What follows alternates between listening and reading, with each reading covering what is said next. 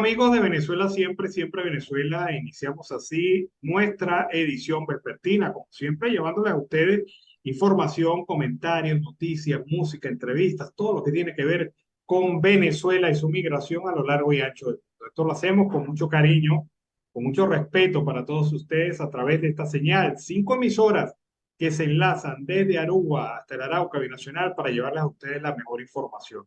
Este es un trabajo que obviamente lo hacemos en equipo. Un equipo en donde está Vanessa Chacón en la producción, Camilo García en redes sociales de apoyo técnico, nuestro equipo de operadores, también nuestros colaboradores en Colombia, Venezuela y otras partes del mundo, todos bajo la coordinación de su servidor, Alan Peralta. Iniciamos la jornada informativa, como siempre lo hacemos, con la presencia de Carlos Uzcategui, el Miura. Carlos, buenas tardes, ¿cómo estás? Hola, buenas tardes, Alan Ernesto Peralta, y por supuesto dándole la bienvenida a esta hora a la audiencia del programa Siempre Venezuela Radio. Bueno, no nos llegan, lamentablemente, buenas noticias del tema de la migración en Centroamérica, especialmente en el Paso del Darién y en la frontera entre México y los Estados Unidos. Ahora el gobierno de Panamá anunció medidas más restrictivas para la migración. Sí, Dicen que es obvio, no pueden manejar a una migración y por el Paso del Darién que ya superó 320.000 personas durante este año, en lo que va de año. Ya prácticamente vamos en ruta de duplicar lo que pasó el año pasado completo en todo el Paso del Darién. Y esto pues tiene muchas implicaciones. Obviamente, un país como Panamá es un país pequeño, país que no tiene los recursos para la atención permanente de esta migración, a pesar de que es una migración de tránsito, ¿no? sí. Muy poca gente de los migrantes se queda en Panamá, ¿no? Esto es tránsito.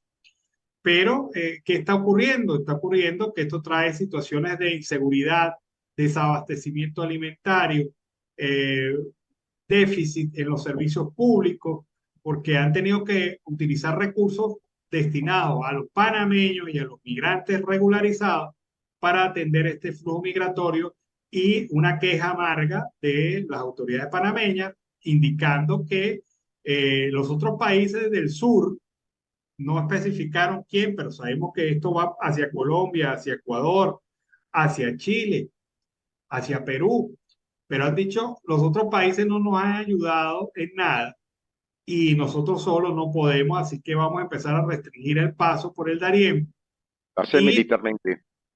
¿sí? Y militarización de toda la frontera.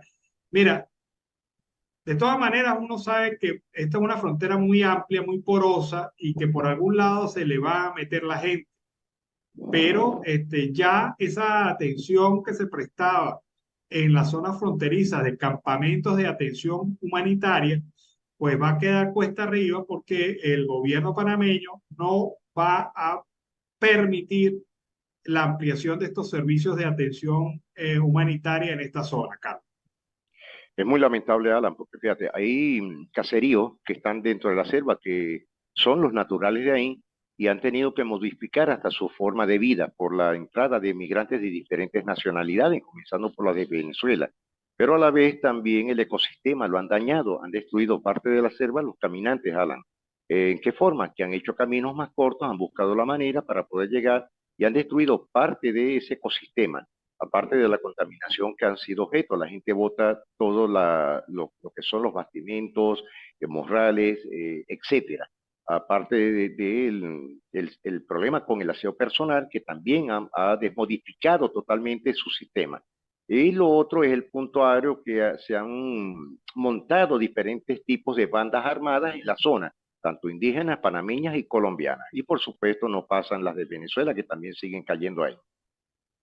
Bueno, el tema es que al anuncio de Panamá de ir bloqueando su frontera, que se suma al anuncio de Costa Rica Sí, en el mismo sentido, porque Costa Rica también ha empezado a endurecer el tránsito fronterizo por la zona, pues la comunidad migrante ha reaccionado de manera de frenesí, en un sí, frenesí de escape, de de traslado y escape. de paso por la selva de Darién y esto se ve con las imágenes de todo tipo que se nos han enviado y que uno puede ver a través de las redes sociales sobre este tema. Vamos a ver a propósito una de estos videos enviados por uno de los tantos migrantes que están atravesando el Darién en este momento. Veamos. Esto fue de ayer. Bueno, aquí va la gente subiendo. Este se llama. ¿Qué subida es esta, mano? Campamento 3. Caracolín. Para que agarre guaya, pues. Vámonos, vámonos, vamos a subir, que llevo el motor prendido. Compadre. Vamos. Dale, Oropo, dale, Oropo, dale, Oropo. Chao, curraco, dale, barriga yegua. Dale, mono. Cuidado, esta es la mujer mía, ¿oíste? Esta es la mujer mía, la penetré, la preñé, ¿oíste? Dale, Oropo. Pero yo no sé hasta dónde habrá llegado Barriga Yegua, ni el mono, ni la mujer, que bueno, no vale la pena repetir la expresión, pero las imágenes son impresionantes. Eso es una larga cola de gente Eso es un subiendo. batallón, Alan. Eso es un batallón de migrantes, de caminantes. Y no solamente son venezolanos. Quedé asombrado que hay gente de Mauritania. Fíjate que yo estuve leyendo esta mañana y quedé sorprendido de Mauritania, de Senegal, de Bangladesh, de la India, están pasando por ese sector. Bueno, pero te define una realidad. Sí, La gente no está creyendo en nada y está asumiendo el riesgo a pesar de todo lo que se ha dicho. Mira, nos hemos cansado desde hace más de un año. Yo creo que exacto. tenemos año y medio hablando del tema del El Darién tema del daño. prácticamente 2 o 3 veces a la semana. Y esto no se está frenando, todo lo contrario. Parece que con más fuerza, con más tensión, con más Como presión, atención. la gente está huyendo, en un frenesí de huida. Entonces uno dice, bueno, escuchaba yo al presidente Petro diciendo que prácticamente responsabilizando a las sanciones por esta migración forzosa. Pero el tema no es ese, presidente Petro. El tema es que en Venezuela hay un régimen que acabó con la sociedad, con la economía, con el respeto, con la institucionalidad. No hay posibilidad en Venezuela, más allá de que tú seas un enchufado o estés viviendo al borde de la supervivencia de tener un negocio allá. Impresionante la situación de los negocios en los centros comerciales. Por Una cosa supuesto. totalmente cerrada. Vamos ahora más, en un ratico ponemos, Camilo, pon ahí al tanto el video de los centros comerciales. Es que la cosa es impresionante, Carlos. Claro, Eh, no, Alan, y fíjate que escuchándote tu análisis, ¿no? Me llamó mucho la atención de algo, el tema de Panamá, la militarización. Pero lo que no debemos dejar por paso es que la semana pasada la representante de los Estados Unidos se reunió en Panamá con el presidente para abordar el tema de la migración sí, es obvio que hay preocupación porque ¿a dónde va a llegar toda esta gente? A la frontera a la frontera norte de México. en Río Bravo. Claro, o sea, tarde o temprano esta gente en tránsito va a llegar hasta allá. Totalmente. Y la situación mira, la situación está muy complicada, muy desequilibrada en la zona de frontera. Hay una decisión de un juez federal que obliga al estado de Texas a retirar Las boyas las barreras que ha colocado en el río, pero una decisión contraria de otro juez de otro juez. paraliza esa orden. Es decir, nos encontramos un Estados Unidos que se está blindando frente a esta migración, porque quieran o no lo quieran, esta política de centros de atención migratoria de los Estados Unidos de Centroamérica y recientemente colocado en Colombia, a pesar de ser exitosamente mostrado en números, porque son importantes los números que se han manejado por allí, esto no ha generado un impacto en la migración, la gente sigue saliendo. Sí, y es Y lo esto, preocupante, Alan, porque la pregunta es lo siguiente. Con el cierre de las fronteras militarizadas, eso ahonda en lo que va a pasar también en el paso a Colombia, porque me imagino que ambas estarán muy cerradas, muy cercadas en ese punto. Ahora, ¿qué va a hacer el venezolano que quiera salir? ¿Por dónde irá a salir? ¿Por el Brasil?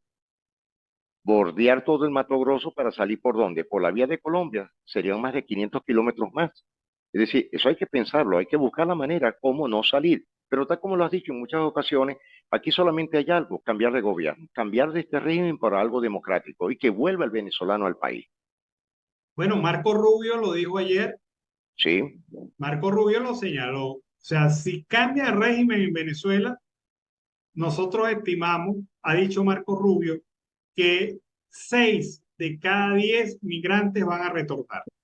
eso es cierto, eso es cierto. Y yo le he preguntado aquí en el departamento de La Guajira, que es el Caribe, y no solamente es el migrante venezolano que quiere volver al país, Alan, le he hecho estas preguntas desde hace 5 años a los retornados colombianos, a los desplazados, que hoy día fueron desplazados de Colombia a Venezuela y hoy de nuevo están aquí como desplazados y ellos quieren volver al país. Es una cuestión increíble, pero muy real, porque son muchos los colombianos que vivieron 30, 40 y 50 años en Venezuela. Claro, ah, dónde están el querer, dónde está el querer de estas personas? ¿Dónde está el afecto de estas personas? Sí, A señor. pesar de que son colombianos de Aman nacimiento, Venezuela. son venezolanos de corazón. Sí, totalmente. ¿Y a cuántos no conoces tú, Alan? Nosotros somos de dos zonas fronterizas. ¿Y a cuántas personas no nos criamos relativamente con colombos venezolanos, con hijos de colombianos? Yo estudié con cantidad de colombianos. Tú te graduaste hasta con colombianos, que son nuestros colegas, nuestros amigos. Y hoy yo me encuentro con esa situación de que ellos quieren volver a Venezuela. Mira, la pregunta yo les he dicho, mira, ¿qué pasa si Maduro cae? ¿Sabes lo que me han dicho, Alan? Así, así, pero volando. Me vuelvo para Maracaibo o me vuelvo para el Táchira, pero me lo han dicho así, claro y conciso. Sí, entonces el problema, volvemos al punto principal. El Sí, problema es el régimen. La más nada, solución del tema migratorio en Venezuela, a pesar de que hay países y gobiernos que no lo quieren admitir, no lo quieren aceptar, pero la única y más efectiva solución al tema migratorio es el cambio político en Venezuela. más nada, en absoluto. Porque, porque a pesar de que estamos claros que todo proceso de recuperación institucional, económica y social en Venezuela va a tardar años, no es de la noche a la mañana, No, la para nada. gente se conforma solamente con la noticia de que se fue Maduro y el régimen de facto se fue el chavismo del poder. Exacto. Esa noticia cambia la correlación de flujo migratorio. Y uno puede pensar de que es muy simplista el análisis que estoy haciendo, y sí, es simplista, pero el tema es que eso está en el ánimo de la gente, Claro, y el nosotros lo vivimos a diario, Alan, de lunes a viernes, porque nuestra programación realmente es la de la upancia de lo que ha tenido la situación migrante venezolana a través de estos éxodos que han sido masivos y a diario, porque tú lo vives y yo lo vivo a diario. Claro, y entonces como es el ánimo, como es el corpus de la gente, el sentimiento de la gente, ahí no priva la racionalidad, porque tú dices, bueno, pero ¿para qué van a volver si todavía no va a haber empleo ni va a haber... No, no, no. Hay una porción de venezolanos que ya piensan erradicarse en el país de acogida. Sí, Llámese los hay. Colombia, llámese Perú, Sí, sí, llámese Ecuador. así es. Venezolanos que ya están allá y se quedarán allá, pero hay un grupo de venezolanos que ha salido a migrar por el tema de la incapacidad del régimen de ofrecerles alguna esperanza. Así es. Ya ellos no pueden ofrecer esperanza. El régimen de facto ya agotó sus cartuchos de esperanza, Sí, porque ya ha tenido más que tiempo para demasiado. poder ofrecerle soluciones al país. Y Y lo esta, lamentable, Alan, ¿no? Lo lamentable, y hay que decirlo aquí delante de la audiencia, es que el venezolano, el migrante que está saliendo, un porcentaje muy alto, se puede decir entre un 80% de que está ahorita saliendo por el Arauca, por el norte de Santander, por el departamento de La Guajira, Alan, son la gente de la corte, de la gente del régimen de Nicolás Maduro. Y están llegando muchas personas que hasta el momento han estado acostumbrados a pedir, a mendigar, a no hacer nada y van sobre todo a los centros de acogida en donde antiguamente, hasta hace poco, se les entregaba los kits de limpieza, los kits de comida, pidiendo eso porque es lo que han venido escuchando a través de los años aquí en Colombia. Pero resulta que se han conseguido hoy día una traba, Ana. Pero son personas que nos hemos dado cuenta que no trabajan, llegan a cualquier casa, tocan, toc, toc, y lo primero que indican es que si hay algo de comida, personas de 22, 23, 25 años, nosotros sacamos la cuenta, lo que hay que hacer es un análisis. Son las personas que nunca laboraron ni hicieron nada porque el papá régimen les indicó no hagan nada que todos se los damos. Y hoy tuvieron que salir del país. Sí, pero eso es una experiencia dolorosa porque no Sí, hay en este momento la misma disposición que había hace 2 años de apoyarnos, de no, para ayudar. nada, para nada. En este momento mucha gente se ha retirado incluso de organizaciones de apoyo para migrantes. Y lo Sí, ha hecho simple y llanamente porque ve que este es un tema de nunca acabar y que la única solución está en Venezuela. O sea, así es, la solución de la migración, mire, olvidémonos, como decía mi papá, olvídate del tango que Gardel ya murió. así es. Olvidémonos, olvidémonos que, mire, que la solución del problema migratorio está en Perú, está en Ecuador, está en Chile, está en Estados Unidos, está en Colombia, en En Panamá, en México, México. No, no, no, no, no. Allí no está la solución del tema migratorio. La solución del tema migratorio está en Venezuela. en Y la Venezuela. solución del tema migratorio Es está en uno el solo, gobierno. más nada. Y estas elecciones primarias tienen que ir, Alan. Tienen que ir porque tienen que ir. Claro, y en las presidenciales, con Más todo. aún, con todo. Fíjate que Andrés Caleca insiste, mira, no vamos a tener el CNE perfecto. Todo el mundo diciendo, no, que el CNE, el CNE está plegado totalmente al gobierno, que el Amoroso va a actuar en función al gobierno. Mira, yo me acojo a unas palabras que dijo Azócar la semana pasada en este programa. Tenemos que meterle una avalancha de votos, man. Tenemos que meterle una demostración civil máxima. O Máximo. sea, que haya una, mira, una inundación de votos. Una afluencia masiva. Claro, es la única manera de vencer y de derrotar a la manipulación, pero que sentarnos a esperar a tener el CNE más perfecto y equilibrado del mundo, no lo vamos a tener. No lo vamos a tener. Y esto lo dijo Caleca. Sí, Y Caleca viene diciendo el discurso más claro sobre el tema electoral. Bueno, no en balde tiene su experiencia como ex rector del CNE, pero Caleca lo ha dicho claro, tenemos que prepararnos para que en las mesas no se roben ni un voto ni un voto. Eso es y cierto. tiene que tener un ejército de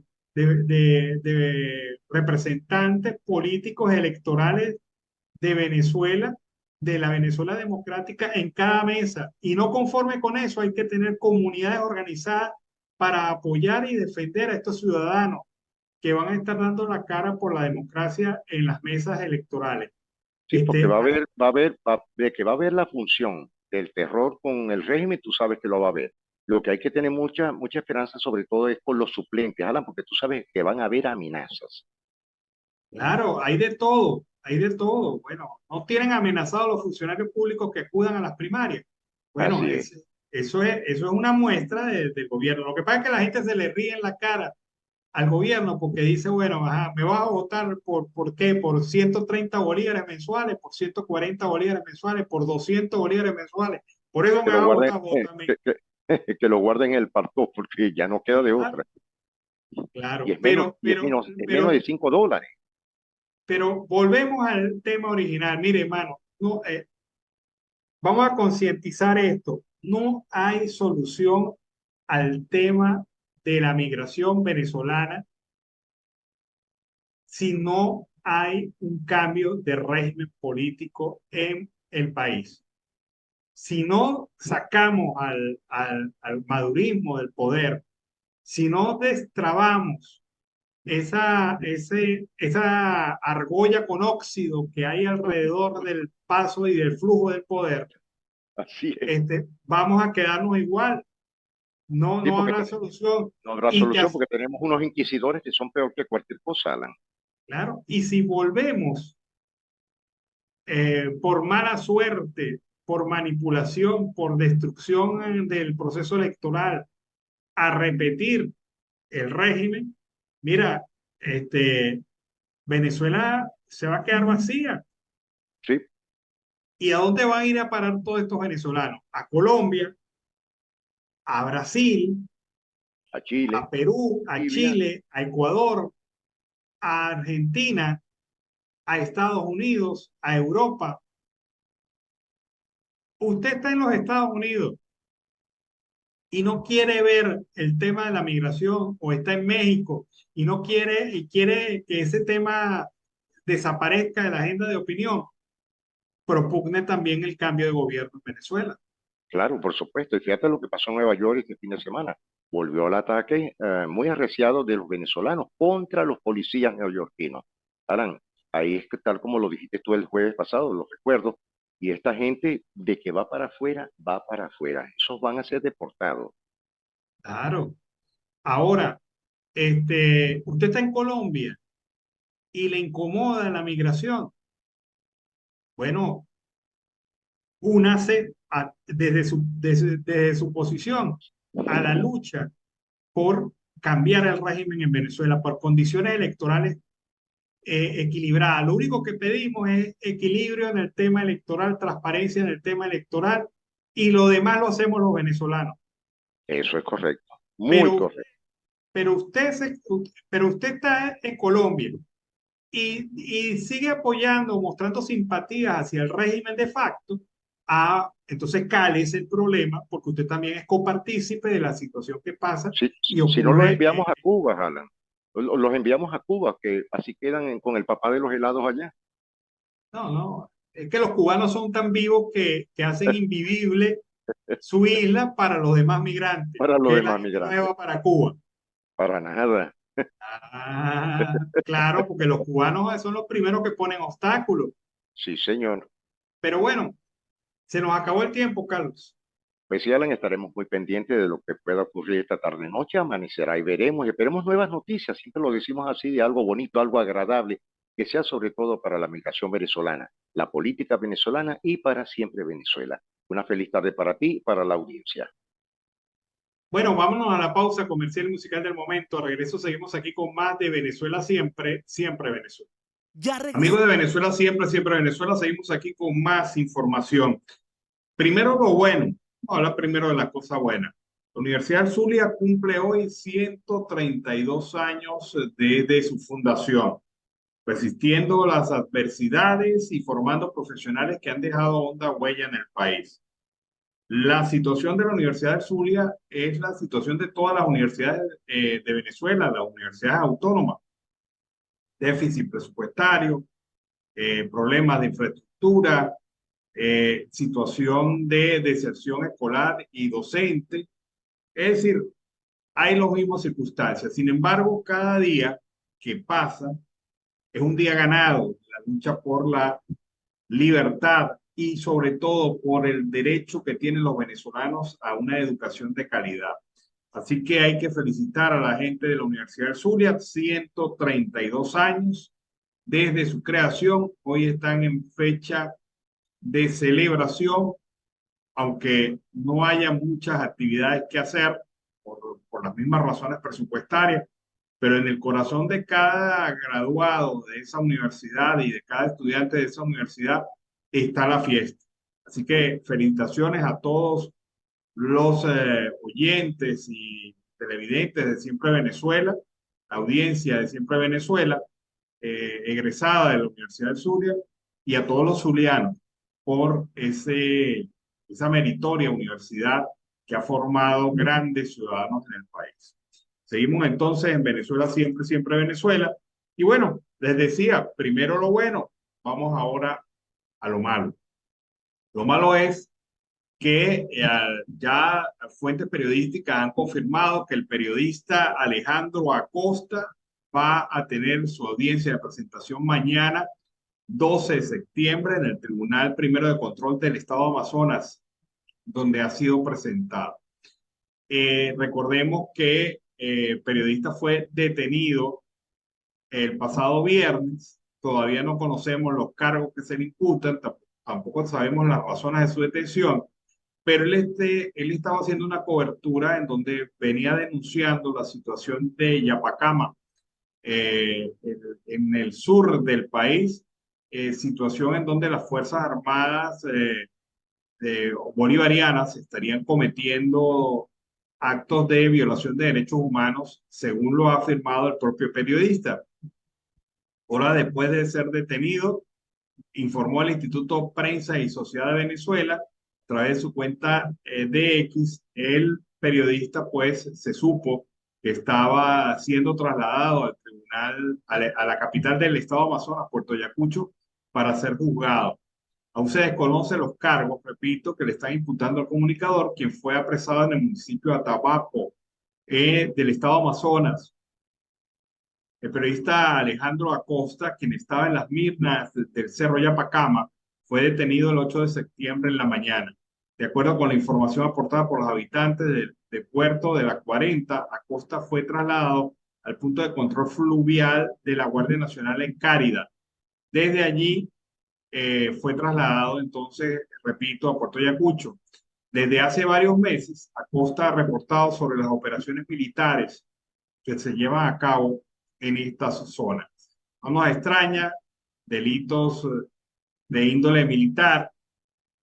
Seguramente pues será acusado de concierto para delinquir y seguramente será acusado de traición a la patria y será acusado de, bueno, quién sabe qué forma parte de la agenda de acusaciones del régimen en contra de este periodista venezolano, que se suma a la lista de periodistas venezolanos agredidos, perseguidos, hostigados por la Fuerza Armada Nacional, por el gobierno de facto y por el Estado venezolano en conjunto, a través de sus principales actores.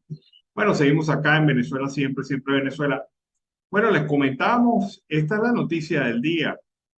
René Zapata, secretario general de la Federación Venezolana de Maestros, denunció que la gobernación de Miranda no canceló los salarios de más de 1.000 docentes de esa entidad y responsabilizó a Carolina Díaz, directora de Recursos Humanos de la gobernación, de esta situación. Secretario general de la Federación Venezolana de Maestros desestimó las declaraciones de la funcionaria, quien señaló a los directores de los planteles de enviar un oficio solicitando quitar el sueldo a los docentes. No creemos que hayan sido los directores, porque de los 836 que hay en la entidad, 834 están resteados en su lucha con el gremio. No le eches la culpa a los directores. Fuiste tú quien le descontó a los docentes su sueldo y ahora pretende ponerlos a pelear con los directores. Pero no vamos a pelear, nos vamos a unir a ellos, porque no vamos a seguir aceptando más atropellos, dijo el dirigente gremial. Pero veamos, tenemos unas imágenes de lo que fue la toma de la Dirección de Educación del Estado Miranda por parte de los docentes, exigiendo su derecho, porque esto se constituye en un despido indirecto según la normativa legal del trabajo. Veamos. De verdad no creemos que los directores hayan mandado un oficio mandando a sacar a más de 1.000 docentes. Creemos que fue culpa de la Dirección de Recursos Humanos, porque los directores, la gran mayoría de los 836 directores que hay, 834 se han resteado con sus trabajadores. Por eso, Carolina Díaz, ahora no le echa la culpa a los directores, la culpa eres tú, que le descontaste a los trabajadores y quieres poner a pelear a los trabajadores con los directores. Pero nosotros no vamos a pelear con los directores, más bien nos vamos a unir con ellos, porque no vamos a seguir aceptando más atropellos. Bueno, como se ve claramente, es una violación del derecho que tiene todo trabajador de recibir su salario por parte del administrador. En este caso es la zona educativa, la Dirección de Educación del Estado Miranda. Los docentes aseguraron que esta suspensión de salarios representa un despido indirecto, como les comentábamos, y una violación a sus derechos laborales. Fuimos votados sin previo expediente administrativo y sin haber cometido ninguna falta. Yo no estoy aquí por gusto, a mí me tienen que reintegrar la quincena de inmediato. Eso es ilegal porque hay inamovilidad laboral, dijo una de las maestras afectadas. Al respecto, el Observatorio Venezolano de Conflictividad Social afirmó en su reciente informe que en julio se registraron 411 protestas a nivel nacional con énfasis en la exigencia de derechos económicos, sociales, culturales y ambientales en el país. Los trabajadores venezolanos continuaron protestando por salarios dignos en medio de un escenario caracterizado por amenazas de persecución y represalias contra quien se atreva a levantar la voz exigiendo mejores condiciones de vida. Ya está claro, por otra parte, que los maestros van a hacer la toma de la Dirección de Educación del Estado Miranda, porque no es posible que se les haya violado este derecho esencial. Veamos otras imágenes relacionadas a este tema de la protesta de los docentes en el Estado Miranda, en la zona, en la Dirección de Educación de los Tequis. Yo estudié por un sueldo digno, por eso yo estudié. Soy una docente de vocación, porque yo tengo 28 años de servicio. Vivo en el Trigo, trabajo en Cañabote, camino 45 minutos para llegar a mi colegio y de retorno 1 hora. Entonces yo no estoy aquí por un bono, yo estoy aquí porque ella me tiene que reintegrar mi quincena. La educación y aparece la ley de trabajo. ¿Estás hablando? No aparece. Ellos lo crearon. Y para hacerse eso te tienen que montar un expediente administrativo. ¿Dónde está el expediente administrativo? Cambié el pago, ¿verdad? Cambio el modelo de pago. Parece que me vas a dólares o me vas a un cheque para pagarme, ¿no? Si no, no. No hay un cambio. Si no, no. Si no hay un cambio, es ilegal que tú me quites en las 4 noches que me pagas. Y no estás jubilada. Te suspendieron el pago. ¿De qué escuela? De Francisco. Vas a pagar efectivo y me vas a pagar en dólares. No quitarme el sueldo. Hoy estamos aquí en la Dirección de Educación porque estamos denunciando la ilegalidad que hizo el gobernador del Estado de Miranda, Héctor Rodríguez, en suspender más de 1000 docentes estando en vacaciones. Y aparte de eso estamos aquí y no quieren atender a los docentes. Y aquí de la Dirección de Educación no vamos hasta que nos atiendan. Y tengan la certeza y la seguridad que el 18 nos vamos para la calle también todos los trabajadores de una vez por todas por el irrespeto de este gobierno. Bueno, es la situación del gobierno obrero. ¿Cómo será si fuese antiobrero? Esta persecución judicial, esta criminalización de la protesta de los educadores, este despido indirecto, efectivamente, al dejarlos sin sueldo es despido indirecto. Y esta acción del régimen en plenas vacaciones de los educadores, es otra de las cosas que hay que tomar en cuenta en el marco de esta situación. Es una humillación, porque ellos saben los bajos salarios que ellos están cobrando y a pesar de todo eso se los roban, que al negarle a un educador el pago de su justo salario, están robando a ellos y a sus familias.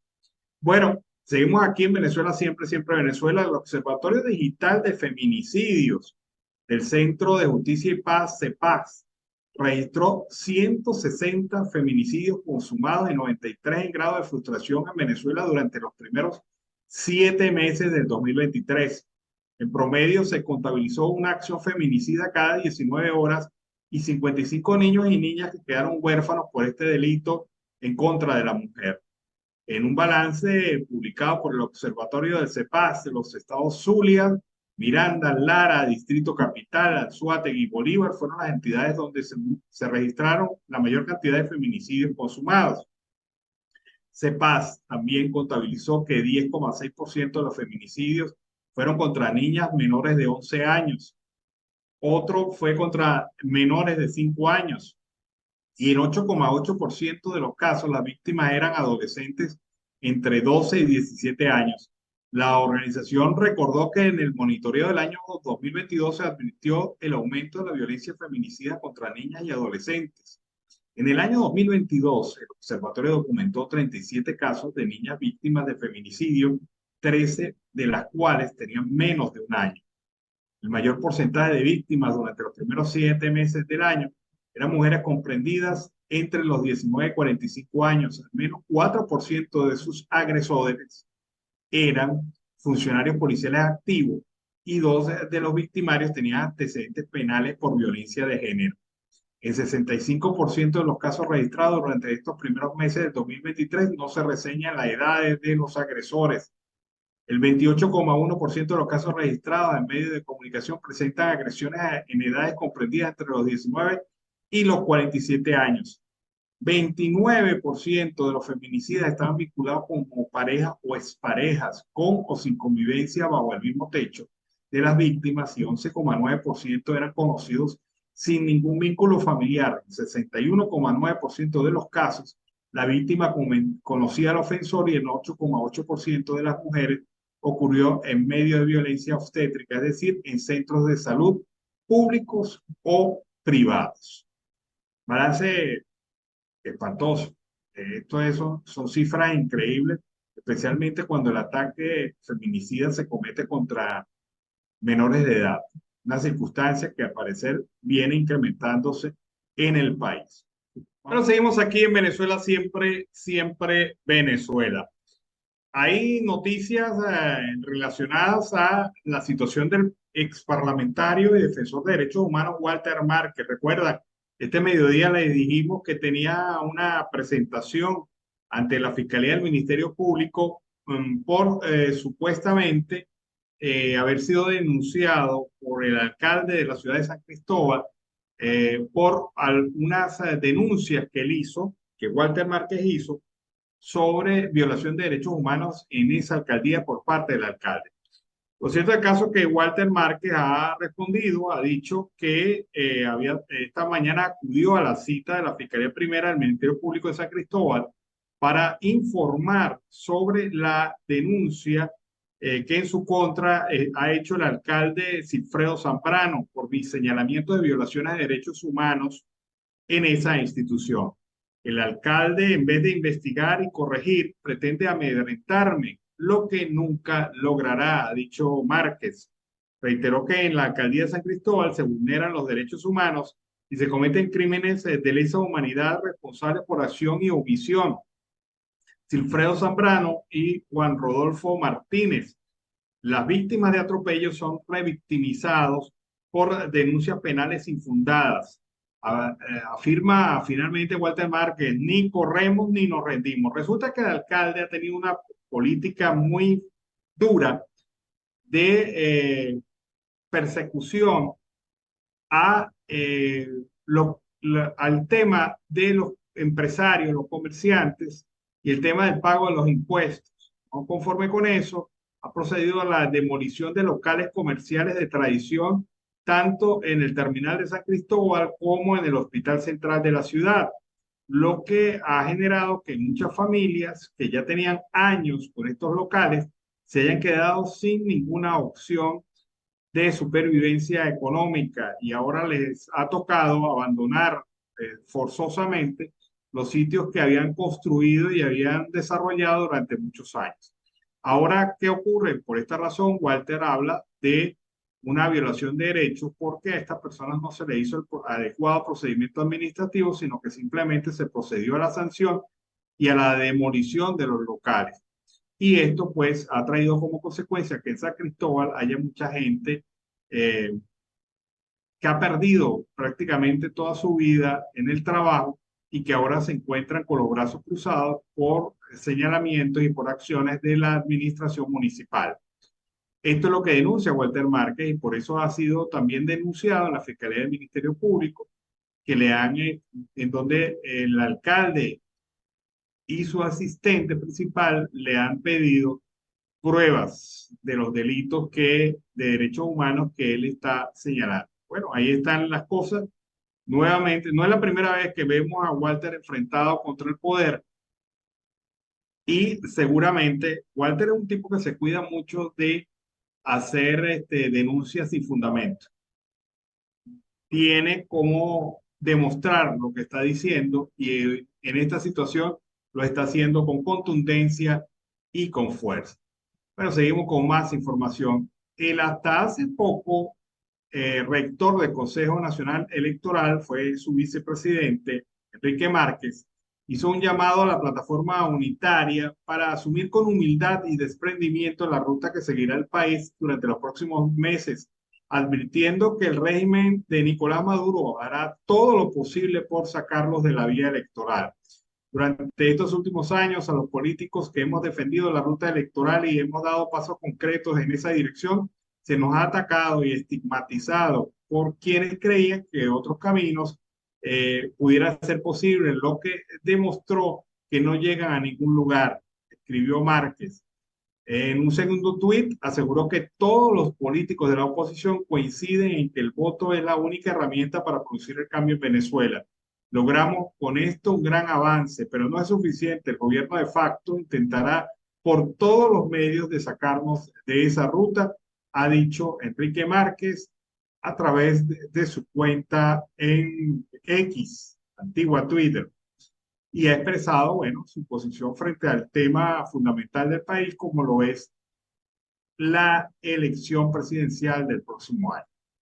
Vamos ahora a escuchar Notiaudio El Pitazo, alianza informativa entre esa organización y Siempre Venezuela. Notiaudio El Pitazo, un preciso resumen de lo que ocurre en toda Venezuela, con Luis Fernando Araújo. Amigos, bienvenidos a una nueva emisión del Notiaudio El Pitazo. A continuación, las informaciones más destacadas. Cientos de personas han quedado en la calle tras el terremoto que afectó duramente a Marruecos, y es por esto que Cristiano Ronaldo decidió poner a disposición su hotel 4 estrellas para que puedan refugiarse. El Pestana CR7 Marrakech, que pertenece al delantero, abrió sus puertas para recibir a las víctimas que luego de la catástrofe han pasado la noche del viernes y la madrugada del fin de semana en sus habitaciones. El vanguardista hotel de CR7 se encuentra a las afueras del centro de Marrakech. Fue inaugurado a principios de 2022 y forma parte de la cadena residencial que tienen ciudades como Madrid, Nueva York, Lisboa, Funchal y Manchester. El lugar cuenta con una decoración que combina elementos de la tradición árabe con otros de la cultura portuguesa y posee 174 lujosas habitaciones. Un incendio de gran magnitud se registró en la estación central Simón Bolívar de Barquisimeto, sede del sistema del transporte público Transbarca, en donde se encontraban las unidades Yutón desincorporadas o dañadas. Como informó Luis Mujica, director regional de Protección Civil. El suceso ocurrió el domingo alrededor de las 4 de la tarde en el área conocida como el cementerio de Transbarca, debido a la cantidad de autobuses sin uso que se encuentran en el lugar. Las autoridades no han reportado cuántas unidades chatarra había, pero desde la Secretaría de Obras Públicas de la Gobernación indicaron que 13 autobuses fueron afectados por el incendio. Funcionarios de la Policía Nacional Bolivariana y de la Guardia Nacional impidieron la mañana de este lunes 11 de septiembre el paso de artesanos yucpas hacia Maracaibo para evitar que protesten en la sede de Corpo Zulia por el pago pendiente de una artesanía. Los efectivos mantienen cerrada la carretera que comunica a Maracaibo con la subregión Perijá en el comando de la Guardia Nacional en el municipio de La Villa del Rosario. Cerca de 100 yucpas están varados en el punto de control. El político opositor y secretario general de una fracción de Acción Democrática, Henry Ramos Alup, aseguró que el gobierno de Nicolás Maduro mantiene un diálogo constante con representantes de la Casa Blanca de Estados Unidos. Alup cree que una de las condiciones que exige el gobierno estadounidense para levantar las sanciones es que se permitan elecciones libres en el país. Mientras tanto, la plataforma unitaria continúa en reuniones con los representantes de Maduro, a pesar de que la mesa de negociación en México no está activa y no son encuentros que ocurren a escondidas, según comentó Henry Ramos Alup. La vicepresidenta de Formación de Primer Justicia, Paola Bautista de Alemán, expresó que brindará todo su apoyo al candidato que gane la elección primaria y subrayó que el protagonista del 2024 no es el candidato, sino el votante. Bautista señaló que cualquier proceso de cambio político de estas características exige muchísima empatía, comprensión, apertura, inteligencia emocional y sentido de la inclusión. Finalmente, la escritora y doctora en ciencia política confirmó su respaldo a las primarias convocadas para el 22 de octubre de este año. Amigos, y hasta acá llegamos con esta emisión del NotiAudio El Pitazo. Recuerda hacerte súper aliado para mantener vivo el periodismo independiente en Venezuela. Narró para ustedes Luis Fernando Araujo.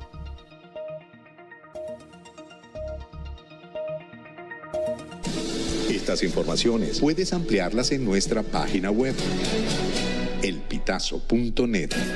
También recibimos tus denuncias vía SMS o WhatsApp a través del 0414-230-2934. Bueno, seguimos aquí en Venezuela, siempre, siempre Venezuela. Empiezan a surgir nuevas encuestas, nuevos resultados de encuestas relacionadas al tema de las primarias y relacionadas también al tema presidencial.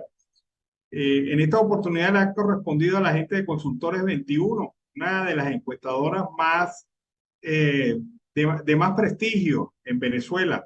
Saúl Cabrera, analista político y presidente de la encuestadora Consultores 21, aseguró que respecto a las primarias, el 55% de la gente dice que no le importa que el candidato esté inhabilitado, teniendo la presunción de que logrará que lo habiliten.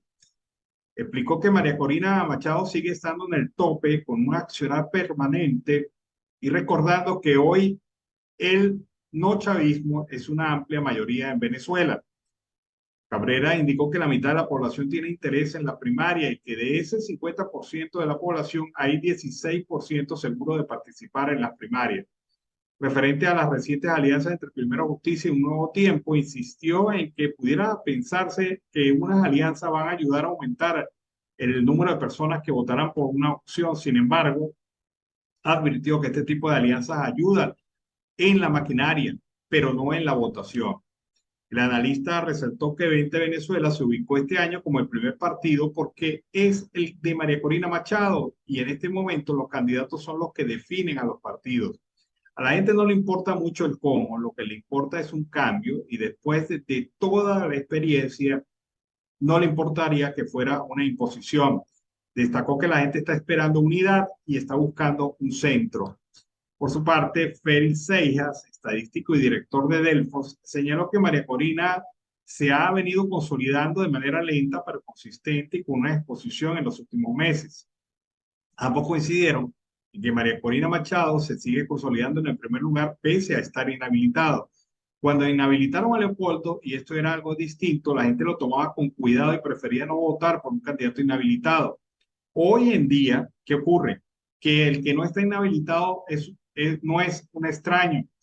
Seijas aseguró que la gente toma las decisiones como parte de la lucha y la gran mayoría piensa que es una pelea que se tiene que dar. Advirtió que atentar contra la primaria en este momento es algo distinto porque la gente se apropió de la idea, explicando que incluso el que no va a votar dice que la primaria se debe dar porque es un derecho. La población, al adueñarse de la idea de la primaria, verá con malos ojos a quien atente contra ella. El estadístico indicó que una vez que se retome el diálogo con el de México, no cambiará la disposición de la gente a votar. Así que está esta situación de la encuestadora Consultores 21 que ratifica dos cosas. La gente votaría por María Corina y la gente está dispuesta a votar en las primarias. Así que, bueno. Seguimos acá en Venezuela, siempre, siempre Venezuela. Noticias nada halagadoras para el pírrico sueldo que cobran los venezolanos. El gremio de transporte en la ciudad de Caracas decidió aumentar a partir de hoy el pasaje mínimo en Caracas a 10 bolívares. La medida que a poco sorprendió porque desde hace varios días ya muchas rutas están cobrando esta tarifa. Fue decretada de manera oficial por los choferes de buses y por puestos, aun cuando las autoridades nacionales o municipales no la han aprobado. El señor David Bonalve, presidente de la Unión de Conductores de Antímano, acompañado de varios dirigentes del servicio público, indicó que tal medida fue para dar cumplimiento a los resultados de la Asamblea Nacional de Transporte del pasado miércoles 6 de septiembre. Fede Transporte aprobó también cobrar estos 10 bolívares, 0.30 centavos de dólar a partir del lunes, para luego consignar un documento ante las autoridades respectivas y llegar a acuerdos pertinentes. Es decir, ellos aumentaron y después que van a conversar. A pesar de que el régimen o las autoridades municipales quieran evadir este tema, ya los transportistas tomaron su decisión y, como es costumbre, van a imponer su tesis. Informó Bonalde que los representantes gremiales realizaron un recorrido por toda Caracas para conversar y dialogar con las autoridades y representantes de los usuarios a fin de explicar las razones que los llevaron a tomar tal decisión. Ya para el momento de la aprobación de la Gaceta Oficial del 7 de marzo, habíamos argumentado una insuficiencia, ya que se requerían 10 bolívares, no 7, aprobados por el régimen, con un tipo de cambio de 35 bolívares por dólar en esa oportunidad. Esto implica que no hay aumento de la tarifa, sino sinceración de ella en relación con los incrementos del valor del dólar. Indicaron que en realidad y a la realidad del país, ellos manejan que la tarifa mínima debería estar entre 80 centavos de dólar y unos 50 dólares, según las estructuras de costo que han analizado. Precisaron los representantes gremiales que asumieron la compleja y difícil realidad económica del país y están solicitando 40 centavos de dólar y planes suplementarios que impliquen subsidio directo a los estudiantes, pensionados, jubilados, los sectores más vulnerables, para que ellos puedan garantizar el derecho humano a la movilidad y al transporte. Aspiramos a que el gobierno nacional, ya efectuada y presentada la estructura de costos, proceda a publicar con los ajustes respectivos las nuevas tarifas que regirán el servicio de transporte público en el último trimestre de este año. Es decir, viene otro aumento. Pero hay rutas, vamos a decirlo claro, en donde ya se está cobrando 0,50 centavos de dólar. Y esto, si usted quiere montarse en la unidad, y si no quiere, lo dejan. Igual siempre habrá gente que pague 0,50 centavos de dólar para transportarse en la ciudad de Caracas. Bueno, hay un tema interesante aquí. Se trata de el activista político, el activista social, colombiano, Jonathan Palacios. Él durante muchos años vivió en el eje fronterizo San Antonio Ureña y realizó una actividad a través de una organización llamada Funda Bolívar. Su actividad era de rescate de pequeños animales abandonados y de situación de abandono que viven mascotas y viven otros animales en esta región. Sin embargo, pues él fue detenido cuando en una oportunidad publicó una fotografía en donde Tarek William Saab, el fiscal de facto, estaba con un mono. El gobierno lo interpretó mal. Tarek se atosigó y resulta que finalmente metieron preso y acusaron por la ley del odio a Jonathan Palacios, que estuvo 2 años detenido y la semana pasada pues salió de la cárcel. Pero ¿qué pasó en la cárcel? Eso es lo que cuenta Jonathan Palacios en una entrevista con Idania Chivinos en Colombia, en donde fue interrogado y se le preguntó qué pasó en la cárcel. Usted dijo que había sido torturado. ¿De qué manera lo torturaron? Bueno, escuchemos el testimonio de Jonathan Palacios. Cuando hablamos de tortura, ¿de qué tortura estamos hablando, Jonathan? ¿Qué te hicieron?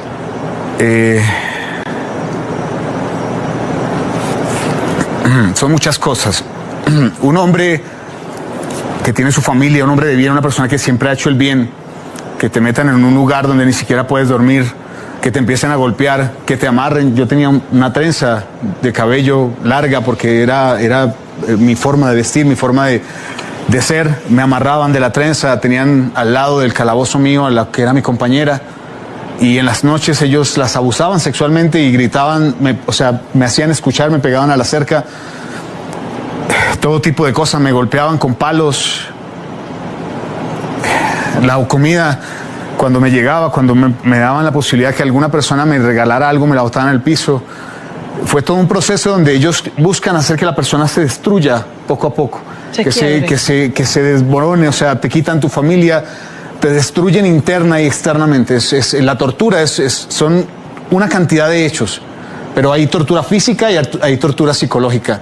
Y todos los que vivimos este proceso entendemos que no hay salida, porque yo intenté recurrir a todas las instancias, hice documentos, los traté de sacar, traté de hacer todas las cosas posibles y todo me lo bloquearon, todo, al contrario. O sea, la Fiscalía de Derechos Humanos, en un momento donde yo en el penal logré sacar un video que se grabó de una persona que es ciega, que está sufriendo en el penal de Santa Ana, la Fiscalía de Derechos Humanos me acusó de un nuevo delito.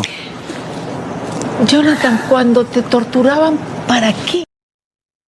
Bueno, lamentable la situación que ha tenido que pasar el activista social Jonathan Palacios, ciudadano colombiano que fue torturado por el régimen de facto. Esta es la verdadera cara, verdadero rostro del régimen. Una cosa que parecía pues ser inocente.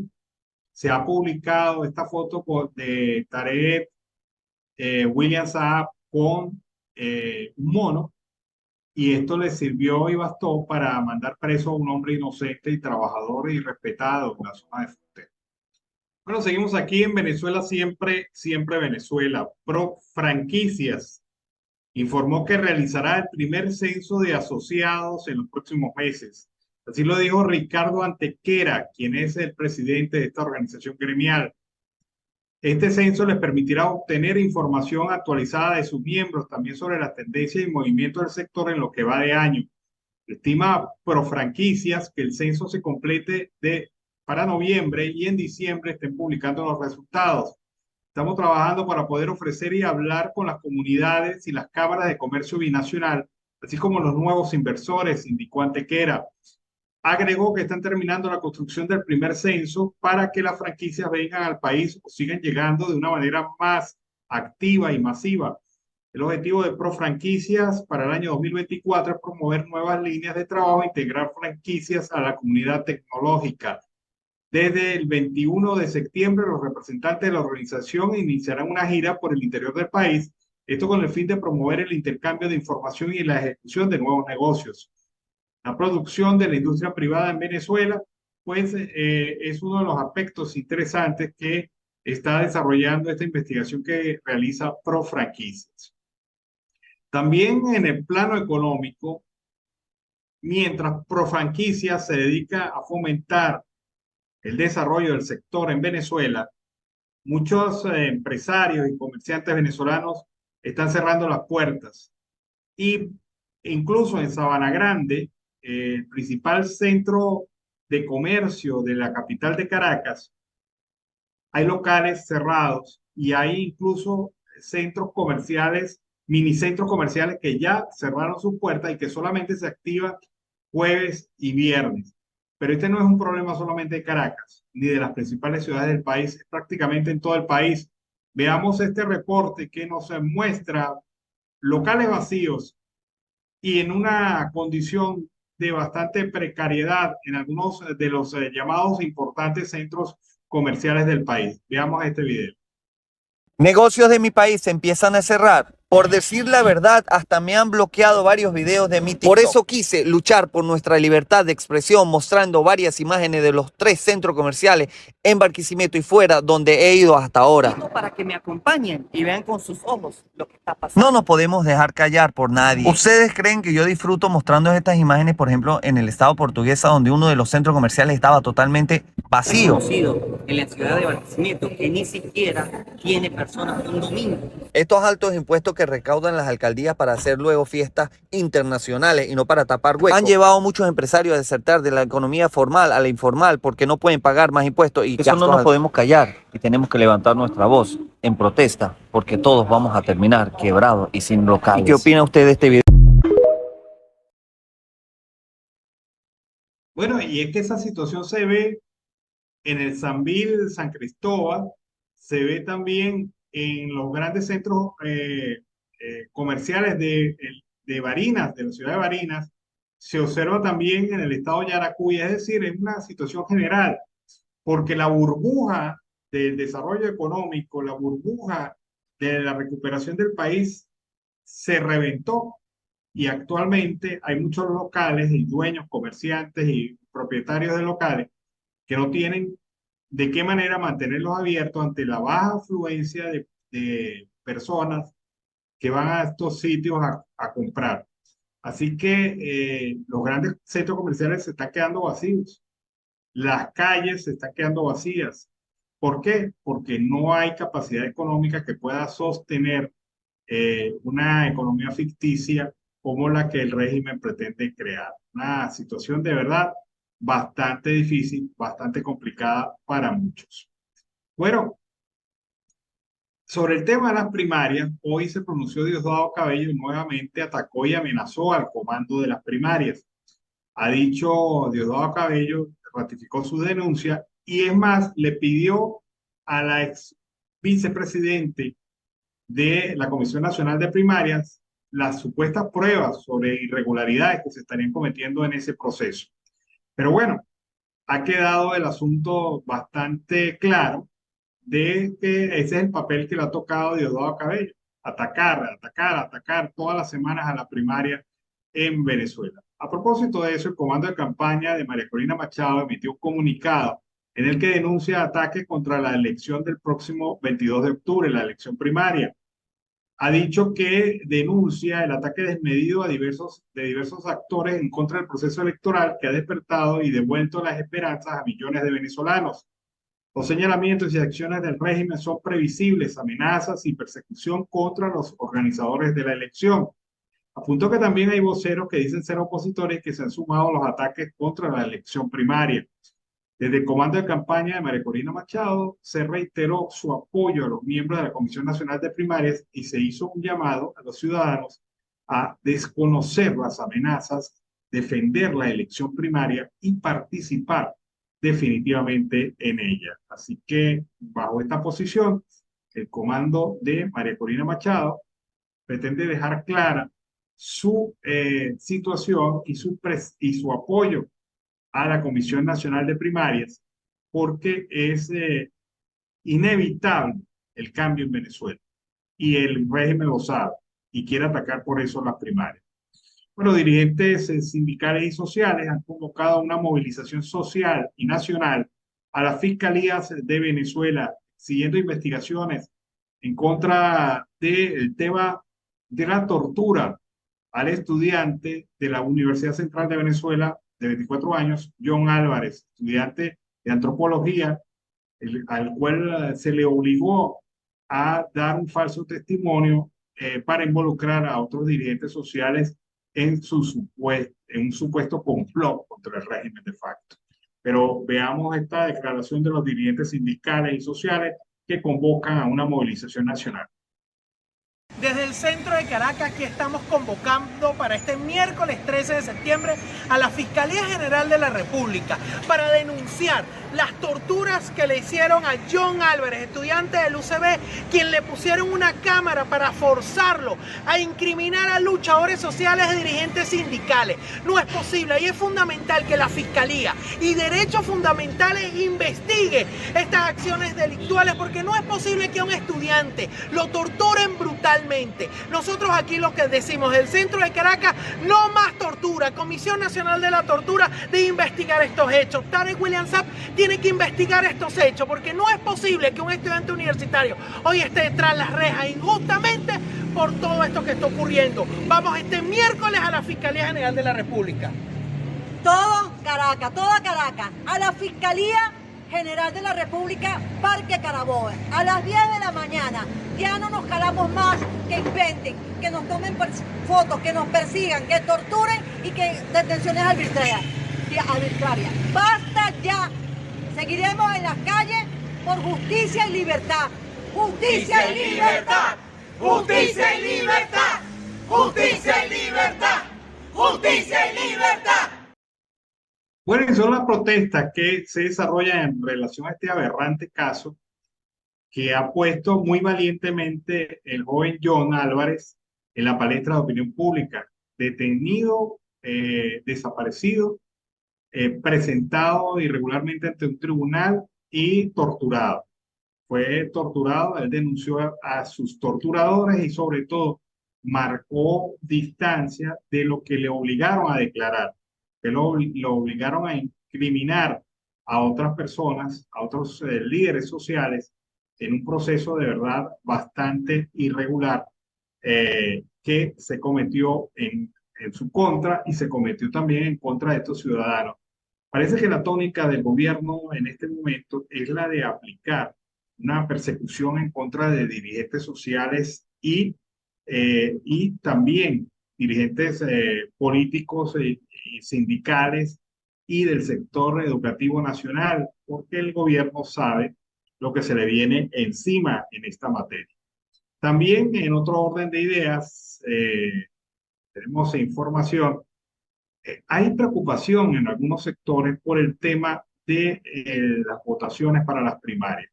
Se ha dicho que en algunos centros de votación de la primaria van a estar ubicadas en parques, centros que no son habituales para este proceso.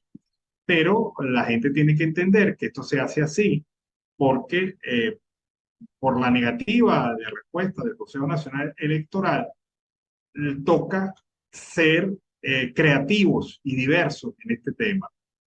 Al no contar con la mayoría de los centros educativos como recintos electorales, la Comisión Nacional de Primarias designó una buena cantidad de centros de votación en zonas poco comunes para el electorado venezolano. La Plaza Bolívar, por poner un ejemplo, en Chacao, es uno de los puntos habilitados en Caracas. En el Hatillo la situación es similar, mientras que en Baruta hay colegios privados que aparecen habilitados como centro de votación.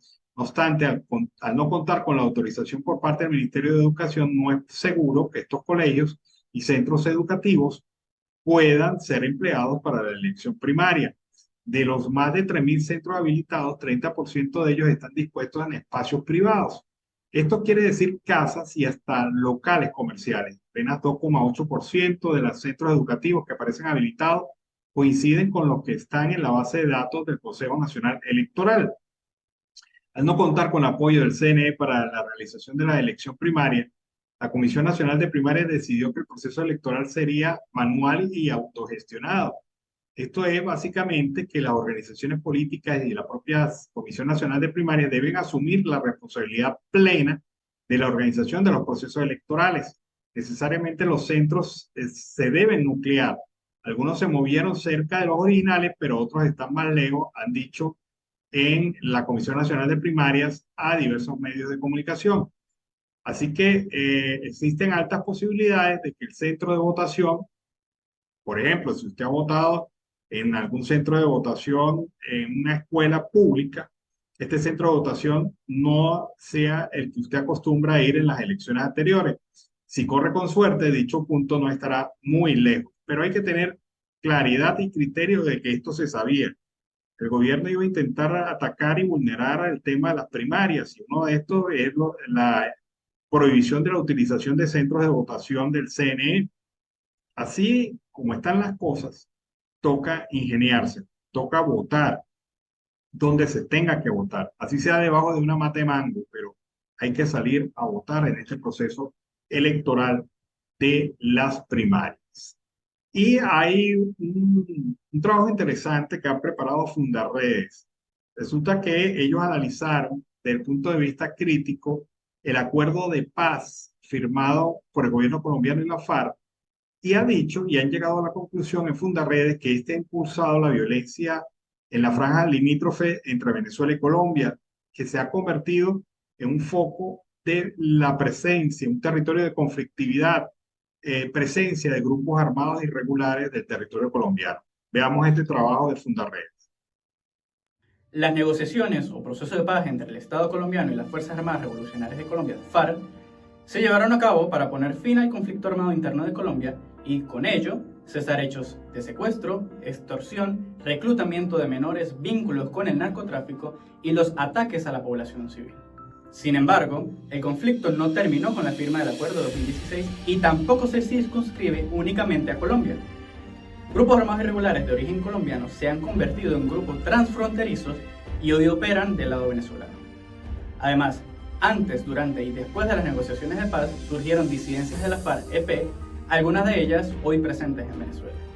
Tras la firma del acuerdo de 2016 y en contexto de negociaciones entre el Estado colombiano y el ELN auspiciados por Venezuela, las comunidades de la frontera colombo-venezolana son las principales afectadas.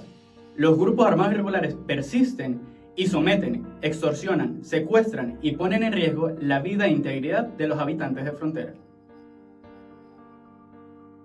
Fundaredes, haciendo tejido social. Bueno, interesante el informe de Fundaredes, muy bueno para analizarlo mañana con Carlos Ducate. Con esta información nos despedimos. Esta ha sido la edición meridiana vespertina de Siempre Venezuela. Como siempre, llevándoles a ustedes información, comentarios, noticias, música, entrevistas, todo lo que tiene que ver con Venezuela y su migración a lo largo y ancho del mundo. Esto lo hacemos con mucho cariño, con mucho respeto para todos ustedes a través de esta señal, invitándolos a nuevas ediciones de Siempre Venezuela el día de mañana y como siempre deseándoles una muy buena noche. Nos encontramos mañana aquí en Siempre Venezuela. Chao. Siempre Venezuela es un programa que te brinda las mejores noticias, comentarios, análisis, entrevistas y música. Información sin censura en la voz de los protagonistas. Todo un equipo de producción de primer nivel. Siempre Venezuela. Lo encontrarás en las radios de tu preferencia. O si no, visítanos en nuestras plataformas digitales. Siempre Venezuela Radio. En Instagram, Facebook y Twitter. De lunes a viernes le decimos lo que en Venezuela prohíben. Porque somos Venezuela siempre, siempre Venezuela.